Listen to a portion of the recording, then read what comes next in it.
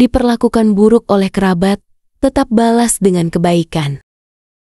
Assalamualaikum warahmatullahi wabarakatuh. Saudaraku yang dirahmati Allah, pernahkah kita merasa sakit hati karena diperlakukan buruk oleh orang yang justru seharusnya paling dekat dengan kita, entah saudara kandung, kerabat, atau teman dekat yang sudah seperti keluarga? Hati terasa perih, jiwa seperti tergores. Namun, tahukah Anda, Islam mengajarkan kita untuk tetap membalas keburukan mereka dengan kebaikan. Inilah tanda hati yang tulus karena Allah. Yuk, kita renungi bersama pelajaran berharga dari Al-Quran serta hadis Rasulullah Shallallahu Alaihi Wasallam, agar kita bisa menjadi hamba yang dicintai Allah meskipun diuji dengan sikap orang lain. Silaturahim adalah salah satu amal yang paling agung di sisi Allah. Ia menjadi sebab dibukanya pintu keberkahan dan rezeki, serta dipanjangkannya umur. Namun seringkali, silaturahim diuji dengan sikap buruk dari sebagian kerabat kita sendiri. Ada yang membalas kebaikan dengan keburukan, senyuman dengan ejekan, bahkan kepedulian dengan pengkhianatan. Dalam situasi seperti ini, bagaimana sikap seorang Muslim? Islam mengajarkan kita untuk tetap menjaga silaturahim, sekalipun dibalas dengan kejelekan. Rasulullah Shallallahu Alaihi Wasallam memberikan teladan mulia melalui hadis yang diriwayatkan oleh Abu Hurairah radhiyallahu anhu. Seorang lelaki datang kepada Rasulullah dan mengadu bahwa ia selalu menyambung silaturahim, berbuat baik, dan bersabar. Namun kerabatnya membalas dengan keburukan. Rasulullah menjawab, "Jika benar seperti yang kamu katakan, maka seakan-akan engkau menyuapkan abu panas ke mulut mereka, dan Allah akan selalu menolongmu terhadap mereka selama engkau tetap seperti itu." Hadis riwayat Muslim nomor 2558. Hadis ini memberikan pelajaran besar. Jangan pernah membalas keburukan dengan keburukan. Sebaliknya, balaslah dengan kebaikan agar Allah menjadi penolong kita. Bahkan, kesabaran kita bisa menjadi sebab hati mereka luluh meskipun awalnya mereka membenci.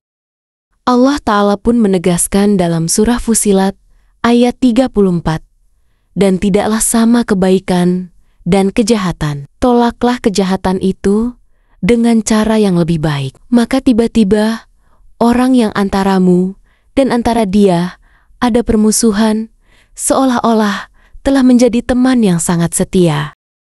Lihatlah bagaimana Al-Quran mengajarkan sebuah seni dalam berinteraksi. Kita tidak hanya diminta untuk sabar, tapi juga mengubah permusuhan menjadi persahabatan dengan akhlak yang mulia. Sungguh, ini bukan perkara mudah, tapi pahalanya besar. Faedah dari hadis.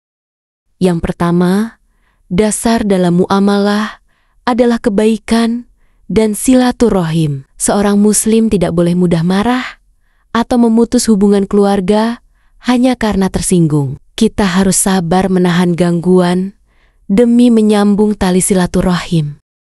Yang kedua, membalas keburukan dengan kebaikan meluluhkan hati. Akhlak yang baik bisa menjadi obat bagi hati yang keras. Kadang orang berbuat buruk karena tidak mengenal agama atau sedang sakit hati. Sabar kita bisa menjadi sebab hidayah untuk mereka.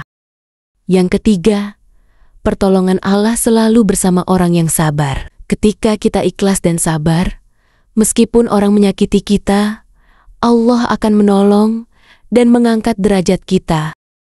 Yang keempat, memutus silaturahim adalah dosa besar. Rasulullah mengingatkan bahwa pemutus silaturahim tidak akan masuk surga tanpa hisab yang berat. Ini menunjukkan betapa agungnya amalan silaturahim. Dan yang kelima, berbuat baik karena Allah, bukan karena manusia. Kebaikan yang ikhlas akan terus dilakukan meski dibalas keburukan. Inilah makna ihsan yaitu beramal seolah-olah kita melihat Allah. Contoh, teladan. Lihatlah, Abu Bakar Siddiq radhiyallahu anhu ketika difitnah oleh Mistah bin Usasah dalam peristiwa Haditsul Ifki. Abu Bakar sempat bersumpah tidak akan lagi memberi bantuan kepada Mistah. Namun Allah menegur beliau dengan firman-Nya dalam surah An-Nur ayat 22.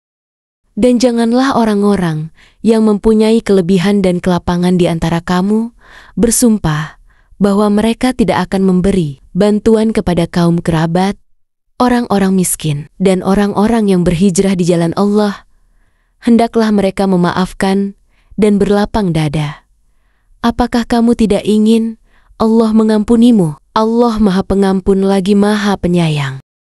Mendengar ayat ini, Abu Bakar langsung mencabut sumpahnya dan kembali membantu Mistah. Inilah akhlak para sahabat yang memaafkan dan tetap berbuat baik walau disakiti. Catatan penting.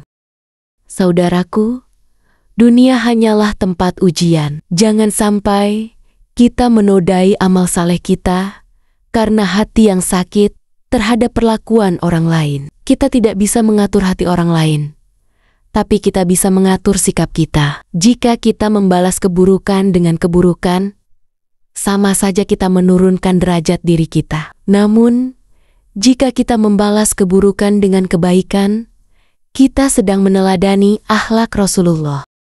Bayangkan, Rasulullah Shallallahu Alaihi Wasallam yang dicaci, dihina, bahkan dilempari batu, tetap mendoakan kaumnya agar diberi hidayah. Beliau pernah berkata, "Ya Allah, ampunilah kaumku, karena mereka tidak tahu." Akhlak seperti inilah yang membuat musuhnya justru masuk Islam. Saudara-saudariku yang dimuliakan Allah, menjaga hati memang sulit. Namun ingatlah, Allah tidak pernah menilai hasil, melainkan usaha dan keikhlasan kita. Maka tetaplah berbuat baik, meskipun dunia membalas dengan keburukan. Insya Allah, pahala dan pertolongannya akan selalu menyertai kita. Semoga video ini bermanfaat dan menginspirasi kita untuk selalu meneladani akhlak Rasulullah. Jangan lupa untuk like, share, dan subscribe, agar semakin banyak saudara kita yang mendapat pelajaran berharga dari Islam. Semoga Allah menjaga hati kita semua. Wassalamualaikum warahmatullahi wabarakatuh.